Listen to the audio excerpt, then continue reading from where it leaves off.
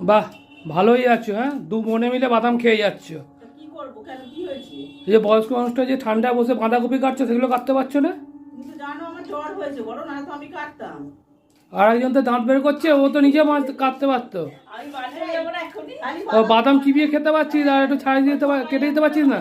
একটু দেখছে আমার জ্বর হয়েছে, কি দেখো বাদাম খেতে এসে খালি একটু বাঁধাকপিটা কেটে দিতে পারছিস না? সময় লাগবে, আমি খাবো কখন তাহলে? মনে জ্বর হয়েছে আর বয়স্ক মাটাকে যে বাঁধাকপি কাটে, কেমন মেয়ে দেখো। আবার খেতেও তো সময় লাগবে, ওই জন্য আমি তুমি খাচ্ছি। এখানে বাঁধাকপি খেতে, এই যে বাঁধাকপি বলছি, এই বাদাম খেতে এসছি। আর তুমিও কেটে দিচ্ছ কেন? রেখে দিতে।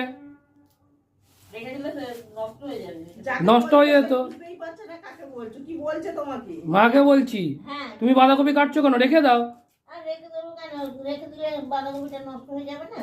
দুজন ইয়ং মেয়ে তো বাদাম চিবিয়ে যাচ্ছে, দাঁত বের করে যাচ্ছে, আর তোমাকে দিয়ে কাজ করিয়ে যাচ্ছে। এই দেখো না বাদাম খেতে এসে, কি কিছু বলো তোমার